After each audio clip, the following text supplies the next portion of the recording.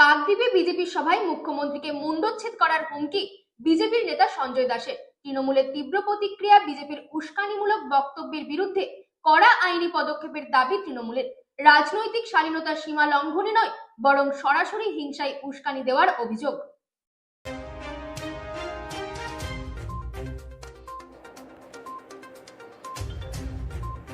দক্ষিণ চব্বিশ পরগনার কাকদ্বীপে বিজেপির পরিবর্তন সংকল্প সভা থেকে চরম উস্কানিমূলক ও হিংসাত্মক ভাষা ব্যবহারের অভিযোগ শাসক দলের, যা ঘিরে তীব্র রাজনৈতিক মহলে বিতর্ক তৈরি হয়েছে। অভিযোগ, সভামঞ্চ থেকে রাজ্য বিজেপি নেতৃত্ব সঞ্জয় দাস মুখ্যমন্ত্রী মমতা বন্দ্যোপাধ্যায়কে উদ্দেশ্য করে মুণ্ডচ্ছেদ করার মতো ভয়ঙ্কর মন্তব্য করেন। এই সভায় উপস্থিত ছিলেন প্রাক্তন রাজ্য বিজেপি সভাপতি দিলীপ ঘোষ। প্রত্যক্ষদর্শীদের দাবি, দিলীপ ঘোষের সামনেই সঞ্জয় দাস মুখ্যমন্ত্রীকে কটাক্ষ করে অশালীন ভাষায় আক্রমণ করেন এবং বলেন, এই ডাইনি বুড়ি পশ্চিমবাংলায় রাজত্ব করছে, তাকে মুণ্ডচ্ছেদ করার জন্য খড়গ তুলে দেওয়া হোক। এমন মন্তব্যকে ঘিরে সভাস্থলেই চাঞ্চল্য ছড়ায়। রাজনৈতিক মহলের মতে এই ধরনের বক্তব্য শুধুমাত্র রাজনৈতিক শালীনতার সীমা লঙ্ঘন নয়, বরং সরাসরি হিংসায় উস্কানি দেওয়ার শামিল। এ বিষয়ে তীব্র প্রতিক্রিয়া জানিয়েছেন তৃণমূল কংগ্রেসের সাংসদ বাপি হালদার। তিনি বলেন, বিজেপি বারবার বাংলায় অশান্তি ছড়ানোর চেষ্টা করছে।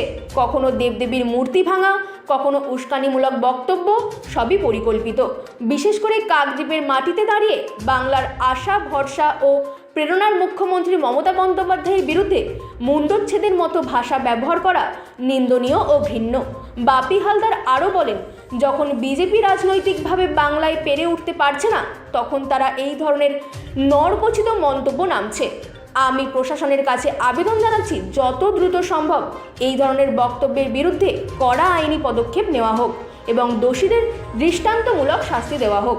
এই ঘটনাকে কেন্দ্র করে কাকদ্বীপ সহ গোটা জেলায় রাজনৈতিক উত্তেজনা ছড়িয়েছে। প্রশাসনের পক্ষ থেকে এখনও পর্যন্ত এ বিষয়ে আনুষ্ঠানিক কোনো প্রতিক্রিয়া মেলেনি। Bureau report, রাতদিন news network.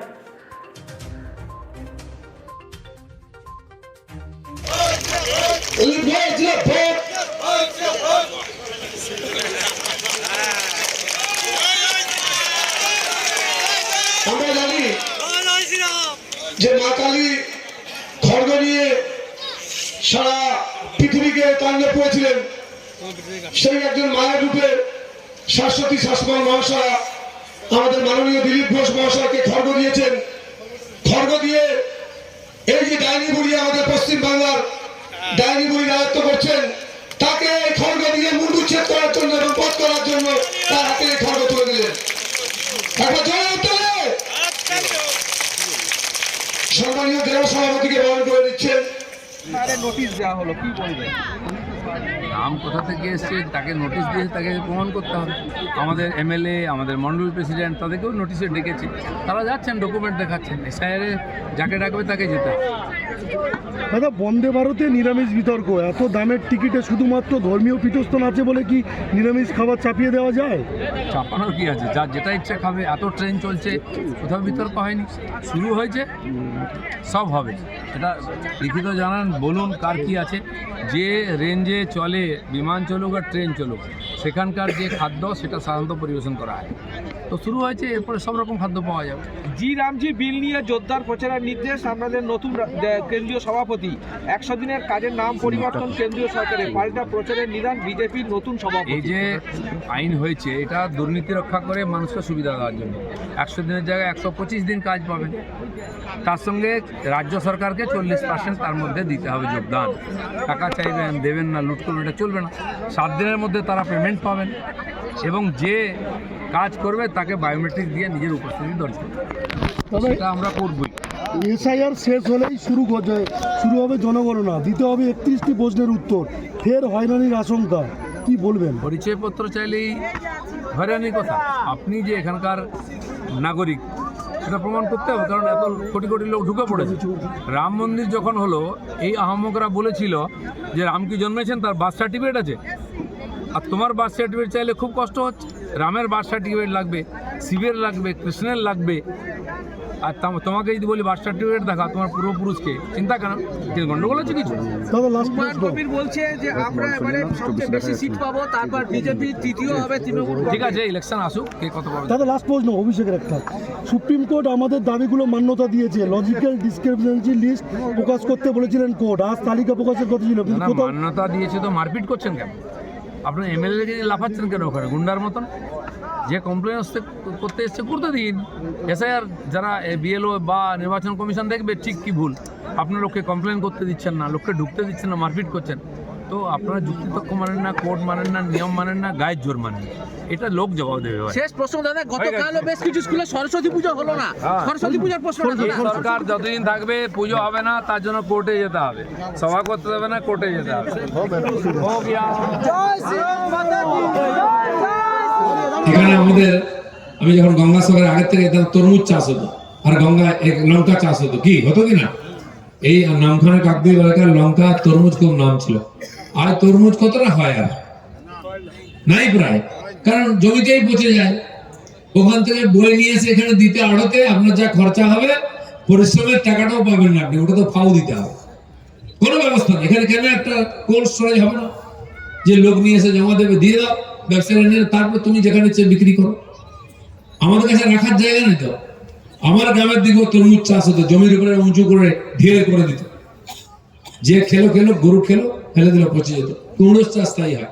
এখন বাঁধাকপির চাষ 1 মাস পরে দেখবেন বাঁধাকপি জমিতে পড়ে আছে, জমির পাশ দিয়ে গেলে দুর্গন্ধ আসছে, পচে গেছে। কোনো কোল্ড স্টোর নেই জমি, আর চাষিরা যাতে ন্যায্য মূল্য পায় তার কোনো ব্যবস্থাও নেই।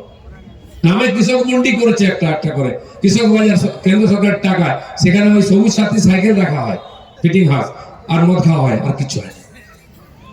চাষিকে বোকা বানানো হয়, 2 কিলো চাল ডাল ও ধানও বিক্রি হয় না। তো এখানকার যে প্রাকৃতিক ভাবে যেটা এই জমির জন্য উপযুক্ত তরমুজ চাষ বা লঙ্কা চাষ, সেটা যদি ভালো করে করা যায়, চাষিরা যদি ঠিক সময় বিক্রি করতে পারে, কালেকশন করা যায়, তুমি ধান কিনছো সেটা কেন কিনবে না? তার কোনো ব্যবস্থা নেই। এখানে মাছ ধরে নিয়ে আসার পরে মাছের দাম বিশ্বের দরবারে অনেক দাম, সেই মাছ চলে যায় বাইরে।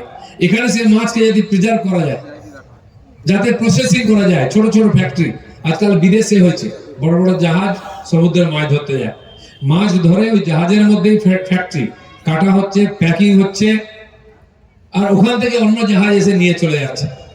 আর এতটা না হলো এখানে আনার পরে, যেমন এখানে বরফ কলগুলো আছে আমাদের নদীর ধারে ধারে, এখানে প্রসেসিং সেন্টার তো হতেই পারত দুটো। সরকার যদি সহায়তা করে হতে পারে, তাহলে মাছ এখানেও প্রসেসিং প্যাকিং হয়ে বাইরে যেতে পারে। চিকিৎসার জন্য কিন্তু 30 থেকে 35 কিলোমিটার শুধুমাত্র যেতে হয় একটা minimum basic primary health care সেন্টারে যাওয়ার জন্য। হরিপুর, ঘাসপাড়া, সুমতিনগর ও মুড়িগঙ্গা পঞ্চায়েতে নিম্নমানের বাঁধের কাজ, নোনা জল আর বানের আশঙ্কায় দিন গুনছে কিন্তু প্রায় 10,000 পরিবার। তো এই পরিস্থিতি যখন পশ্চিমবঙ্গে চলছে, এই পরিস্থিতি যখন এখানে চলছে, এই সাগর বিধানসভার যারা মানুষ, আপনারা তো দেখতেই পাচ্ছেন প্রতিদিন। এখন আপনারা ভাবছেন কখন আপনারা আমাদের এই সভা শেষ হবে, আপনারা তাড়াতাড়ি করে ঘরে পৌঁছতে পারবেন, কারণ আপনাদের কোথাও গিয়ে বলবেন নৌকো থাকবে না, স্টিমার থাকবে না, ফেরি থাকবে না। সেজন্য আপনাদের প্রত্যেকের মনের মধ্যে সবসময় শঙ্কা থাকে। তাই চার্জশিট আমরা যেমন নিয়ে এসেছি, আজকে নির্বাচন সামনে আছে এবং সেখানে আপনারা কাঁধে কাঁধ মিলিয়ে তৃণমূলের এই সিন্ডিকেট, এই দুর্নীতিগ্রস্ত বাহিনী, লেটেল বাহিনীর বিরুদ্ধে রুখে তো দাঁড়াবেন, আর তার সাথে সাথে এই চার্জশিটগুলো সামনে নিয়ে যাবেন সাধারণ মানুষের কাছে এবং সাধারণ মানুষকে এগিয়ে আসতে বলবেন, যাতে এই চার্জশিটটাকে আপনাদের ছিঁড়ে দিয়ে আমরা ইলেকশনের পরে ভারতীয় জনতা পার্টির মাধ্যমে একদম একটা সোনার, বলতে পারেন যে একটা ঐতিহাসিক সাগর আইল্যান্ড, যেটা সমগ্র ভারতবর্ষ, সমগ্র বিশ্ব জুড়ে এত চর্চিত, সেখানে একটা আমাদের প্রকৃত উন্নয়ন আসে। সোনার বাংলা গড়তে গেলে সাগরও কিন্তু সোনার হতে হবে এবং সেই সোনার গঙ্গাসাগর, সোনার সাগর বিধানসভা আমাদের পশ্চিমবঙ্গের প্রত্যেকটি প্রান্ত যখন প্রগতিতে এগোবে, প্রত্যেকটি প্রান্ত যখন উন্নয়নের দিকে এগোবে, প্রত্যেকটি মানুষ তাদের স্বাস্থ্য, তাদের শিক্ষা যখন সুরক্ষিত থাকবে, তাদের যখন ভবিষ্যৎ সুরক্ষিত থাকবে, তাদের মাথার উপর ছাদ যখন সুরক্ষিত থাকবে, প্রাকৃতিক দুর্যোগের থেকে তারা যখন সুরক্ষিত থাকবে, তখনই কিন্তু আমরা সোনার বাংলা গড়তে একদম সাকসেসফুল হতে পারবে।